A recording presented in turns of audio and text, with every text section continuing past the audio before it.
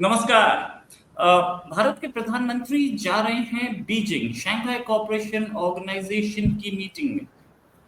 ये मीटिंग जो होने वाली है वो एक ऐसे टाइम पर हो रही है जब चाइना भारत के लिए इम्पोर्टेंट बन रहा है। इम्पोर्टेंट हमेशा से था, लेकिन इंडिया चाइना रिश्ते उस लेवल पे हैं कि बेहतरी की ओर जा रहे हैं, वीजा खुल रहे हैं। Indian foreign minister, Indian external affairs minister Jaishankar साहब वहां गए थे तो शी जिनपिंग से मीटिंग करके आए थे। और इस बार भी बोला जा रहा है कि शी जिनपिंग से प्राइम मिनिस्टर मोदी की एक मीटिंग होगी। हालांकि ऑपोजिशन बहुत कुछ बोल रहा है कि उनसे जाके क्या बोलना है क्या नहीं बोलना, लेकिन बातें क्या होंगी वो प्राइम मिनिस्टर मोदी के लोग ही या उनकी टीम ही तय करेगी। ये एक सीक्रेट होगा कि इंडियन प्राइम मिनिस्टर की मीटिंग में क्या होगा।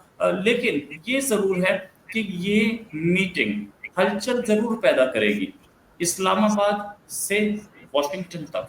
और ये इस्लामाबाद वॉशिंगटन एक्सेस जो भी मोर रिसेंटली हमने देखी है, ये क्या ये एक्सेस डेंजरस है और क्या इस एक्सेस से की खतरे से ही बनी है दिल्ली बीजिंग एक्सेस। तो ये जो एक्सेस दो हैं कितने दिन चलेंगी और क्या इन दिल्ली बीजिंग एक्सेस एक खतरा है इस्लामाबाद के लिए। इसी पे बात करने के लिए हमारे साथ आरजू कासमी जी। आरजू जी बहुत बहुत स्वागत आपका हमारे शो में। आरजू जी, आपके फील्ड मार्शल साहब बहुत जगह घूमते फिर रहे हैं, उनको बोलो कभी पाकिस्तान में भी रह ले भाई, बहुत अपना ही कंट्री है, कोई पराया कंट्री नहीं है। मतलब ऐसे कि कभी अमेरिका, कभी सऊदी, कभी श्रीलंका, कभी चाइना। अरे यार, फॉरेन मिनिस्टर को भी काम करने दो, सबका काम आप ही करोगे। एक तनख्वाह में इतने सारे काम कैसे हो सकते हैं। एनीवेज, क्या ये बीजिंग भी गए थे। ये जब जयशंकर साहब मिल के आए थे शी जिनपिंग से, तो फील्ड मार्शल साहब पहुंचे थे वहां पे बीजिंग और जाकर के मिल के आए शी जिनपिंग से। शी जिनपिंग ने क्या बोला और क्या जवाब था फील्ड मार्शल साहब का, ये तो इन दोनों के बीच में ही है, कोई नहीं बता सकता। लेकिन हाँ, इंडियन मीटिंग के बाद कहीं कहीं गड़बड़ थी, कहीं डर का माहौल था। क्या पाकिस्तान को डर लग रहा है इंडिया और चाइना की दोस्ती तो नहीं बोलूंगा, कोजीनेस से। नहीं, मेरा ख्याल है कि सबसे पहले तो बहुत शुक्रिया रोहित जी कि आपने बुलाया। और डेफिनेटली पाकिस्तान को डर का तो मुझे नहीं पता, इसलिए कि चाइना कहीं जाने वाला नहीं है। जितना इन्वेस्टमेंट हमने पाकिस्तान में करा रखा है, तो अगर जाने की कोशिश भी करेगा तब भी जा नहीं पाएगा। तो इसलिए कि आपको मालूम ही है, मुझसे ज्यादा आप लोग जानते हैं कि सीपीसी में कितनी इन्वेस्टमेंट हो चुकी है और किस तरह से चाइना को पाकिस्तान के साथ जो है वो बंधे रहना ही पड़ेगा। लेकिन ये जरूर है कि जाहिर है कि अब भारत के साथ भी टर्म्स जो है वो बेहतर होते हुए दिखाई दे रहे हैं। तो ये चीज तो मेरे ख्याल है कि अमेरिका को ज्यादा परेशान होना चाहिए, क्योंकि अगर चाइना और भारत की दोस्ती हो गई या टर्म्स बेहतर हो गए तो उसमें नुकसान जो है वो अमेरिका का ही होगा। बाकी जहां तक पाकिस्तान की बात है, तो पाकिस्तान तो इस वक्त दो कश्तियों का सवार है। सॉरी, वैसे तो मैं हमेशा ही कहती हूँ कि पाकिस्तान की फॉरेन पॉलिसी ऐसी होनी चाहिए कि हमारी अमेरिका से भी बात हो और हमारी जो है वो चाइना से भी बात हो, लेकिन ऐसा पॉसिबल है नहीं, क्योंकि जिस तरह से हमारी इकोनॉमी चल रही है उसके रहते जो है वो हमें किसी ना किसी एक ही कैंप में ज्यादा जो है दिखाई देना पड़ता है।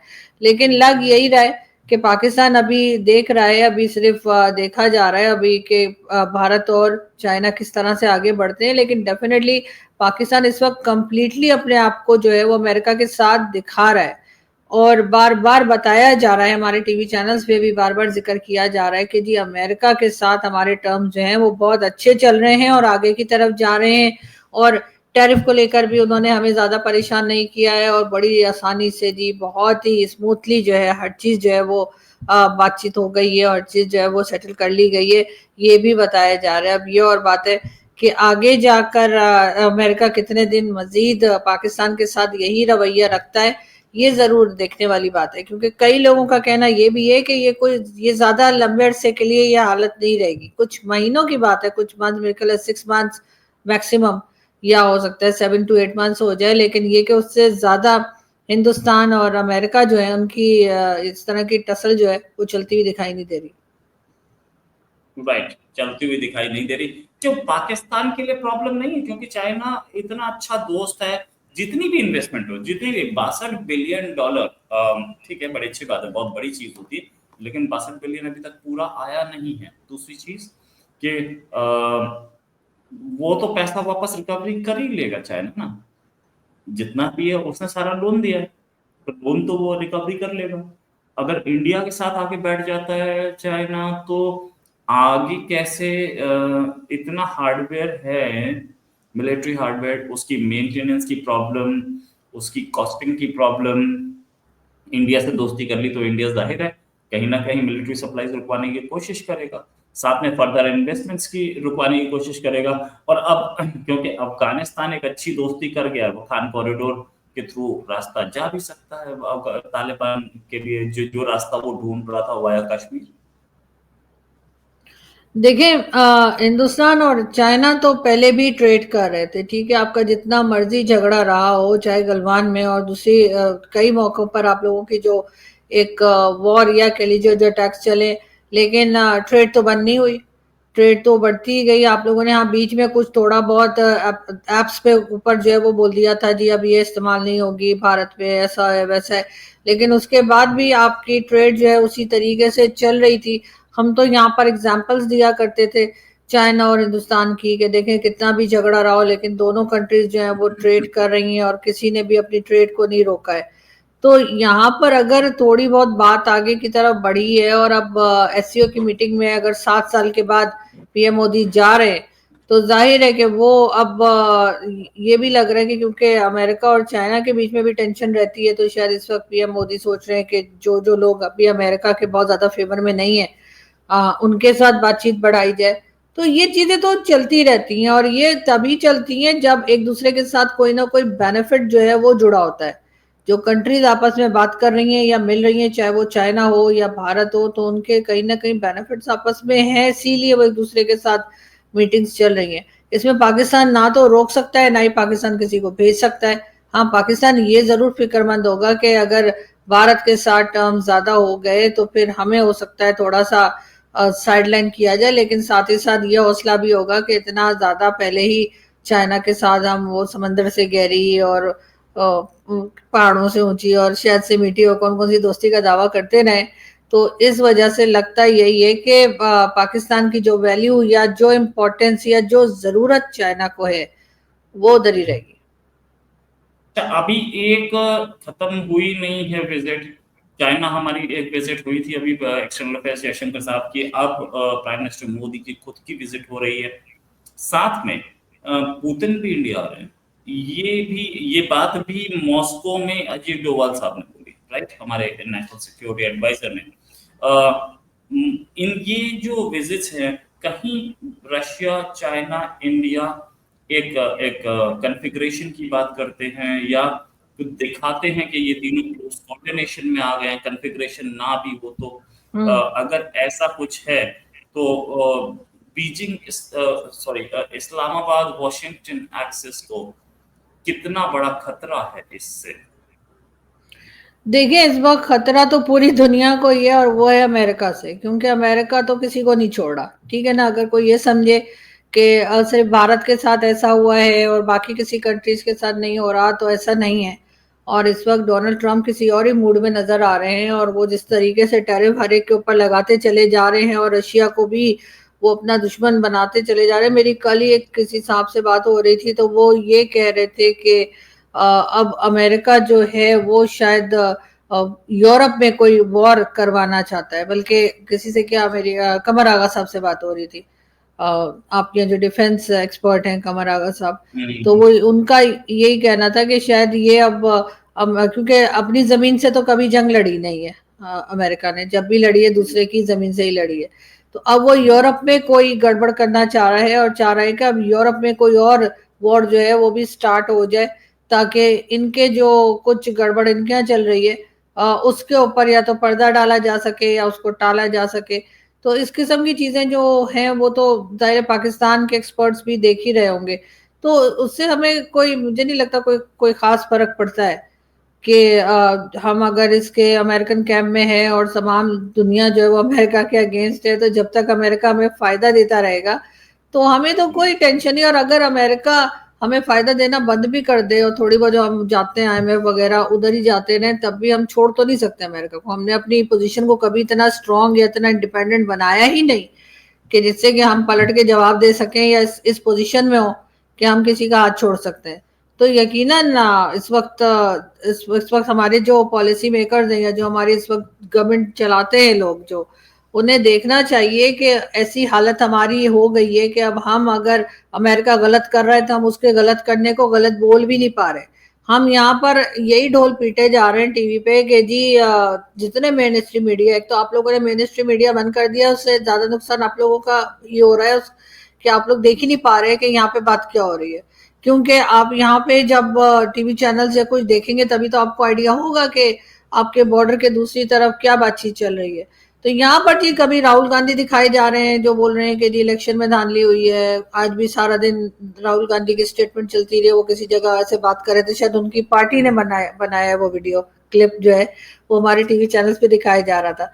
तो ये बताया जा रहा है, फिर ये बताया जा रहा है कि जी टैरिफ की वजह से भारत को कितना नुकसान होगा, भारत की जो प्रोडक्ट्स हैं वो किस तरह से अमेरिका नहीं पहुंच पाएंगी, पहुंच भी गई तो कोई लेगा नहीं, अगर ले लिया तो फिर बड़ा महंगा पड़ेगा। तो इस तरह की 100 तरह की कहानियां चल रही है। अब वो सही है या गलत है ये तो आप लोग तभी बता पाएंगे, तभी समझ पाएंगे जब आप मीडिया देखेंगे। तो आपने जो मीडिया बंद कर दिया उसका नुकसान सिर्फ पाकिस्तानियों को नहीं हुआ है, भारत को भी हुआ है। इसलिए कि हम तो आपका मीडिया हम भी नहीं देख पा रहे, लेकिन कहीं ना कहीं से चले निकल आता है, लेकिन आप लोग भी हमारा मीडिया नहीं देख पा रहे कि वो बात क्या कर रहे। तो ना हमारे यहाँ कोई खास रशिया की बात की जा रही है, थोड़ी बहुत हो रही है कि हाँ जी रशियन प्रेसिडेंट जो है वो जाने वाले हैं भारत, ये जरूर आज बताया जा रहा था। लेकिन उसके बाद जो बात की जा रही है वो सारे वक्त यही बताया जा रहा है कि जी फील्ड मार्शल साहब एक बार फिर अमेरिका चले गए हैं, उनको अमेरिका में दावत दी गई है। प्राइम मिनिस्टर शहबाज शरीफ वो भी नेक्स्ट मंथ अमेरिका जाएंगे, उनको भी दावत दी गई है। पाकिस्तान बहुत लाडला हुआ है, ये बताया जा रहा है। हमारी तो किस्मत बदल गई है, हमारी तो लॉटरी निकल आई है, या जैसे हमारे बचपन में प्राइज बॉन्ड निकला करते थे तो जी प्राइज बॉन्ड निकल आया, जैसे कोई इस तरह की चीजें हो गई है। तो हमारे यहाँ तो ये वाह हो रही है और बार बार यही बताया जा रहा है कि इस वक्त मोदी सरकार जो है वो सख्त मुश्किल में, और सारा जो दुनिया भर की जो परेशानियां या जो प्रॉब्लम या मुसीबतें हैं वो भारत के ऊपर है। और इस वक्त हम जो है हमारे कहना चाहिए कि वो कहते हैं ना चारों उंगलियां घी में और सर कढ़ाई में, हमारा वो हाल हुआ है कि हम लोग बहुत मजे में और आप लोग बहुत परेशानी में। अब होना तो ये चाहिए कि हमारे तो कई लोगों ने कहा भी है, हमारे ऐसा नहीं कि तमाम लोग एक ही जैसा सोचते हैं, हमारे बहुत से लोग ऐसे हैं जो अच्छा भी सोचते हैं और उनका यही कहना है कि इस चीज के ऊपर पाकिस्तान को ज्यादा खुशियां नहीं मनानी चाहिए, इसलिए कि ये चीज पलटकर हमारे ऊपर भी आ सकती है। और डोनाल्ड ट्रंप हो या अमेरिका हो, किसी का भरोसा नहीं किया जा सकता। आज अगर पाकिस्तान की वाह हो रही है तो ये वही डोनाल्ड ट्रंप है जो कुछ दिन पहले पाकिस्तान को $33 बिलियन खा जाने के ताने मार रहे थे। तो इनका कुछ पता नहीं कल उनका क्या मूड होता है और एक बार फिर पाकिस्तान की जो है वो मुसीबत आ जाए, क्योंकि यही फायदे और यही वाहवाही हमने उस वक्त भी की थी जब अफगान वॉर चल रही थी, और हमने उस वक्त बड़ा बढ़ चढ़कर अमेरिका का साथ दिया था और अमेरिका के साथ ही खड़े रहे थे। और उसके बाद जो कुछ हुआ वो सभी ने देखा। तो ऐसा ना हो कि इस वक्त भी हम अमेरिका जो डिफरेंट कंट्रीज के ऊपर टैरिफ लगा रहे हैं या धमकियां लगा रहे हैं उसके साथ हम अमेरिका के साथ खड़े वाह कर रहे हैं, तो ऐसा ना हो कि कल को ये चीज हमारे गले पड़ जाए और हमें इसकी बड़ी भारी कीमत देनी पड़े। राइट, हो सकता है कुछ भी इस दुनिया में। अजरबैजान और आर्मेनिया में भी एक पीस आ गई है, ऐसी खबरें आ रही हैं।